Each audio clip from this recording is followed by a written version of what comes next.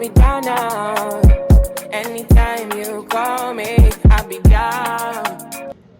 Hi everyone, it's Deanna, and today I'm coming to you all with a tutorial that I personally said that I would give you all. So I'm going to be doing a blowout and a trim. It is silk press season, and I was not interested in straightening my hair since I just straightened it a couple months ago for my birthday and for graduation. But I still wanted some length, and I need a good trim. And you can see split ends, but I don't think you can really see them unless it's blown out or straightened, because I am not a professional. I am an enthusiast. So we're gonna get right into it. I'm not gonna waste much time. I really hope you all enjoy this, but these are the things that you're going to need.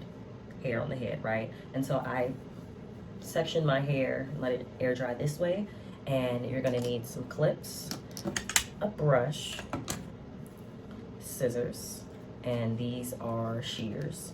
And then I want my blowout to be as smooth as possible, so I'm using heat protectant, obviously, and then I'm gonna use some BioSilk to hopefully make the style as smooth as possible.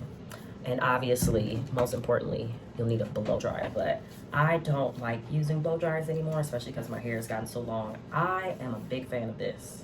I've been wanting one of these for forever. It has all the different attachments, and this has cut down my blow drying time in half, even as my hair has gotten longer. And it's just like a regular flat iron where you can set the temperature, but it's a brush. And so that helps too, because it's yeah, you all know what it does. So let's get into it. I forgot to turn it on, so we're gonna need a second to turn it on, but I am excited to show you all this very simple, easy way of doing this.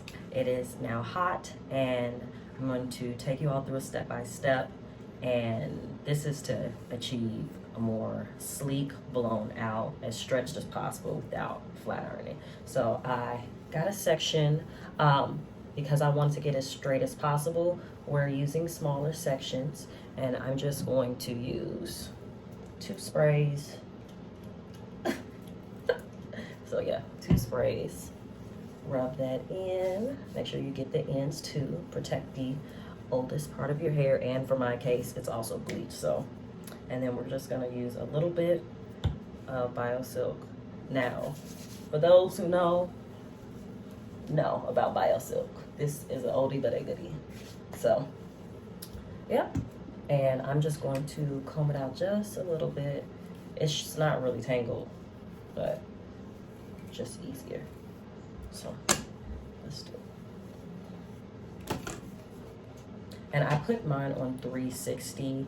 I don't want to really go any higher, but we'll see. But definitely not going past 400. And so go slowly. Yeah. Okay. There we go. Yeah. So I think I'm going to turn it down just a tad bit. Yeah, I'm going to turn it to 350. It's smoking a little bit. That means it's too high. Yeah. So, ta-da! See, that was not hard at all. And that's why I clearly need a trim. So, yeah, we're going to trim, and I honestly feel like I might just cut off like an inch because I haven't had a professional trim since this time last year.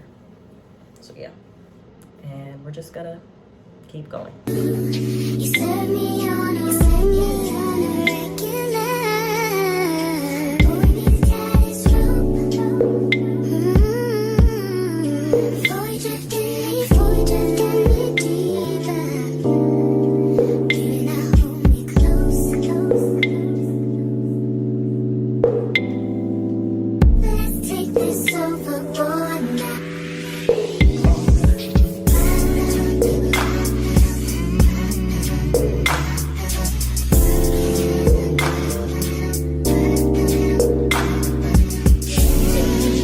This is the hair. I'm finished.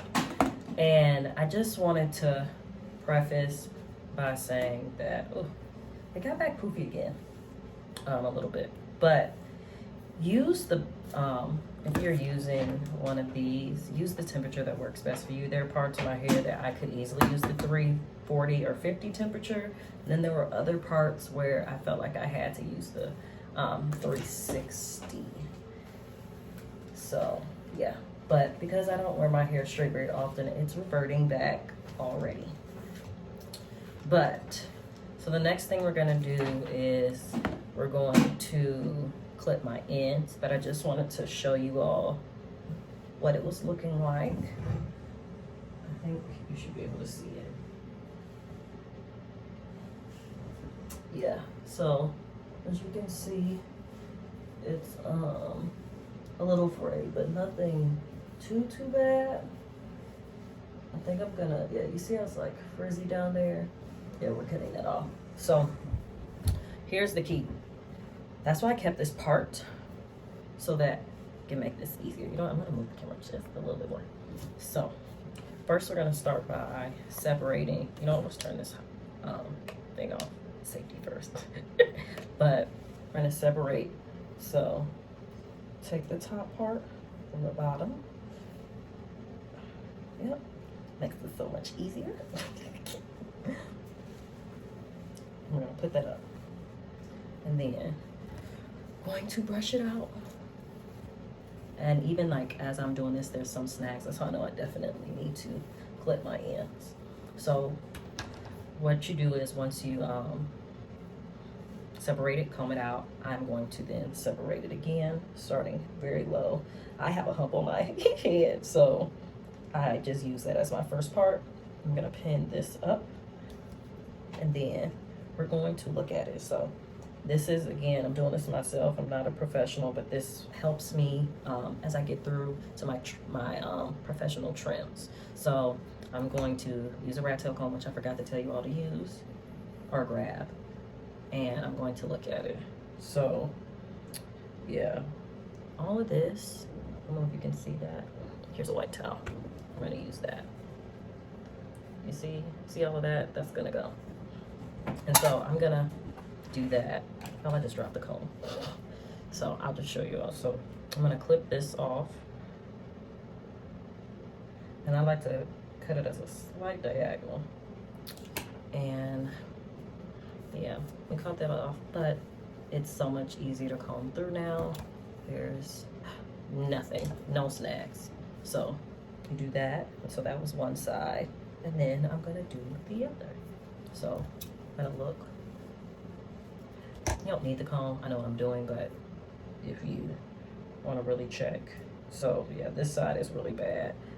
If you can see, I'll put it behind there. You see it's like diagonal, right? So all of this has to go.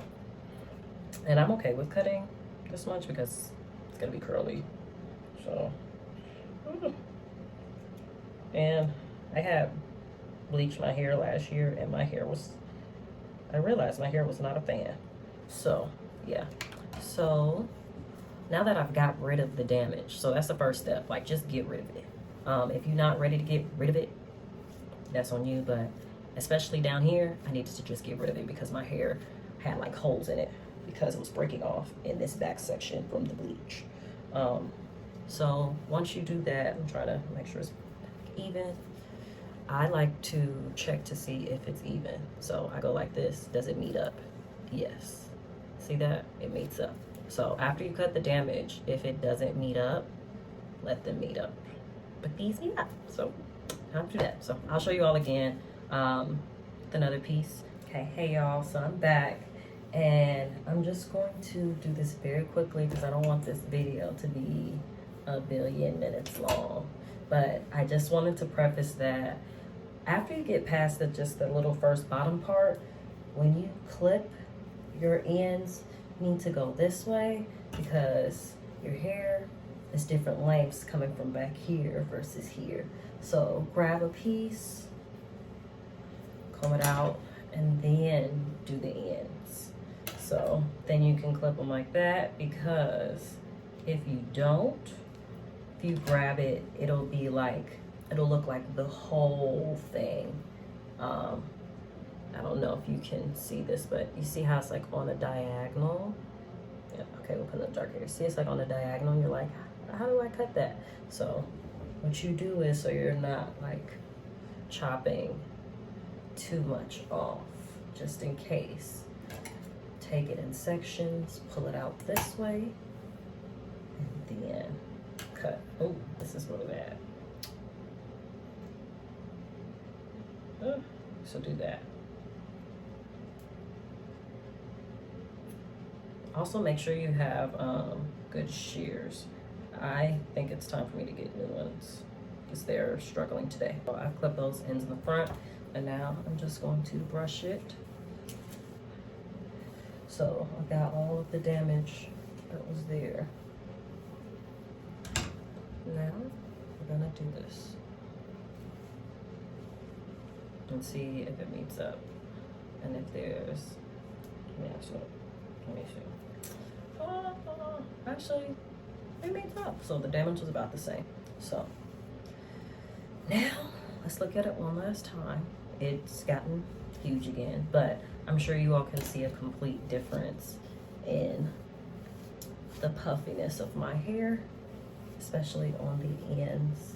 I'll try to do a screen grab if I can, but yeah. So this is it in the front. Yep, this is the front. So let's do the back. I see a difference. I don't know what you all, and like there's no snags anymore, which was an issue. So let's turn it around. I can't get it out of this chair.